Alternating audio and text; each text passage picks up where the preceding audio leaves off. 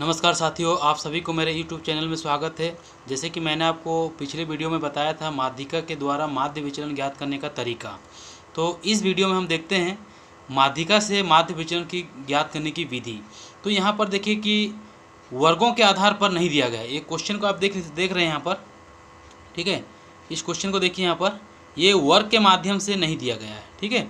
देखिए कि मजदूरी रुपए में मध्य मूल्य 125, 175, 225 और 275, 325। तो व्यक्तियों की संख्या 3, 8, 21, 6, 2 ये आवृत्तियाँ दी गई है। तो हमें जो मजदूरी जो मूल्य है उसको हमें वर्ग के रूप में ज्ञात करना है, ठीक है। वर्गांतर बनाकर गणना प्रक्रिया को चालू करना है। पहले हमें इसे वर्गांतर बनाना है। तो जैसे कि यहाँ 125 आया है, ठीक है, तो इसको हम मध्य मूल्य के रूप में मान लेते हैं। ये क्या है? वर्ग का मध्य मूल्य होता है। जो पद वर्ग होता है उसका मध्य मूल्य होता है, ठीक है।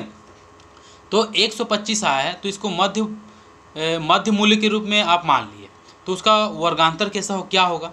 देखिए यहाँ पर दिया है, यदि आप 100 को 150 से जोड़ोगे तो कितना होगा? 250। यदि उसको 2 से भाग दोगे तो कितना आ जाएगा? 125। तो इसी आधार पर इसका मध्य मूल्य के आधार पर वर्गमूल निकालना है। वर्ग बोल रहा हूँ, पद वर्ग निकालना है। फिर दूसरे में दिया है 175, ठीक है। दूसरे में दिया है 175, ये किसका मध्य मूल्य होता है? तो देखिए यहाँ पर 150 और 200 को, ठीक है, यहाँ कितना का अंतर है? 50 का अंतर। तो वही 150 और 200 को जोड़ दिया जाए तो कितना होगा? 350।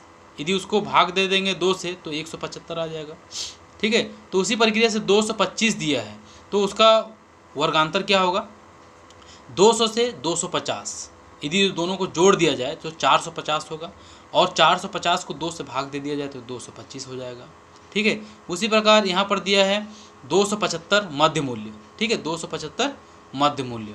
तो इसका पदवर्ग कितना होगा? वर्ग।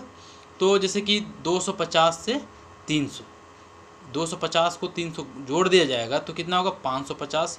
तो कितना आ जाएगा? उसको भाग देंगे 2 से, 275 आ जाएगा। उसी में 325 दिया है तो इसका पद वर्ग निकालेंगे तो 300 से 350 जोड़ दिया जाएगा तो 650 होगा। यदि 2 से भाग दे देंगे तो 325 आ जाएगा, ठीक है। तो हमने यहाँ पर देखा उसे जो दिया मजदूरी मध्य मूल्य तो था, उसको हमने वर्ग मूल्य में पद वर्ग में निकाल लिया, वर्ग की श्रेणी में निकाल दिए, ठीक है। अब इसकी जो आवृत्ति दिया गया है, आवृत्ति को f या n के रूप में दर्शाते हैं। जो आवृत्ति यहाँ पर दी हुई है, ठीक है, देखो 3, 8, 21, 6, 2, इसका योग कितना हो जाएगा? 40, n बराबर 40। अब माध्यिका संचयी आवृत्ति के रूप में ज्ञात करो। 3 का 3 को 8 से जोड़ेंगे तो 11, 11 को 21 से जोड़ेंगे तो 32, 32 को 6 से जोड़ेंगे तो 38, और 38 को 2 से जोड़ेंगे तो 40। तो यही आवृत्ति का योग भी 40 हो जाता है, ठीक है। अब इसको हम हल करेंगे। इधर आप अभी मत देखिए, संचयी आवृत्ति निकालने के बाद हम डायरेक्ट हल करने पहुंच जाएंगे। Q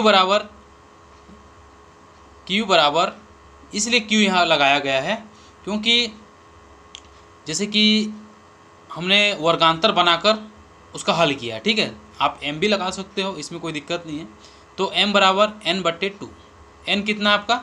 40, ये 2, तो इसको भाग दे दिया जाएगा, काट देंगे तो कितना आ जाएगा? 20। तो 20वें पद का मान संचयी आवृत्ति में कहाँ है? 32। 20वें पद का मान संचयी आवृत्ति में 32 में मैच होता है, ठीक है। तो उसी प्रक्रिया में उसके जो सामने का जो पद वर्ग है वो कितना है? 200 से 250, ठीक है। और आवृत्ति f कितना होगा? 21 होगा, ठीक है। और c कितना होगा? 11 मान लेंगे, ठीक है, क्योंकि जो संचयी आवृत्ति में मैच हुआ है उसके ऊपर के मान को हम c मानते हैं। अब देखिए माध्यिका वर्ग 200, 250, ठीक है, आया है क्योंकि इसके सामने का पद वर्ग है। तो 200 क्या है? ये निम्न सीमा, 250 उच्च सीमा। ये L1 हो जाएगा, ये L2 हो जाएगा, ये 21 f हो जाएगा, और m हमारा कितना होगा? 20 जो निकल आया है, ठीक है। और जो हमारा c होगा वो होगा 11, ठीक। अब उसी प्रकार देखिए माध्यिका का सूत्र लगाया गया है, L1 plus L2 minus L1/f m minus c, वही 200 प्लस 250 माइनस 200 फिर बटे 21 इंटू 20 माइनस 11, तो ही 200 प्लस 250 से 200 घटा देंगे 50 आ जाएगा, बटे 21, यही 20 से घटा देंगे 11 तो आ जाएगा आपका 9। फिर 200 प्लस 9 को 50 से गुणा कर देंगे जो 450 आ जाएगा, बट्टे 21 को 4 से 50 से भाग दे देंगे तो 21.43 आ जाएगा। फिर उसी को 200 से जोड़ दिया जाएगा तो कितना आ जाएगा आपका 221.43। ठीक है, तो ये आपका माध्यिका निकल आया। अब उसी माध्यिका के आधार पर माध्य विचलन ज्ञात करेंगे। अब देखिए जो माध्यिका निकल आया है 221.43, यहाँ पर dm बराबर x माइनस, देखिए यहाँ पर लिख दिया गया है dm बराबर x माइनस m। ठीक है, तो x क्या है, मध्य मूल्य क्या हमारा x है, ये देखिए जो मध्य मूल्य दिया हुआ है ये हमारा x है।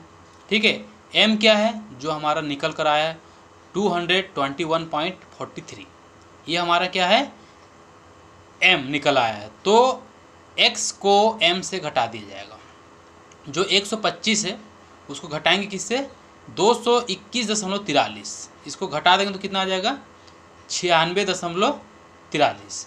फिर 175 को 221.43 से घटाएंगे तो कितना आ जाएगा 46.43। फिर 225 को 221.43 से घटाएंगे तो कितना आ जाएगा 3.57।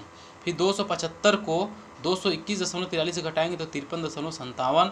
325 को 221.43 से घटाएंगे तो 103.57 आ जाएगा। ठीक है, तो इस प्रकार से जो माध्य विचलन हमारा निकल आया है। अब यहाँ लिखा है FDM, देखिए FDM, DM के साथ F जोड़ दिएगा, मतलब F जो आवृत्ति है, आवृत्ति का गुणा DM से कर दिया गया है। तो 3 का गुणा 96.43 से करेंगे तो 289.29 आएगा। फिर वहीं 8 का गुणा 46.43 से करेंगे तो 371.44 हो जाएगा। फिर 21 का गुणा 3.57 से करेंगे तो 74.97 आ जाएगा।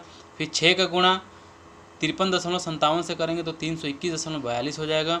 फिर 2 का गुणा 103.57 से करेंगे तो 207.14 आ जाएगा। ठीक है, फिर FDM, जो FDM दिया गया है इसका हम क्या करेंगे योग कर दिया जाएगा। तो योग क्या हो जाएगा सिग्मा FDM, इसका टोटल योग करने पर 1264.26 आया है। ठीक है, ये जो सिग्मा FDM आया है 1264.26 आया है।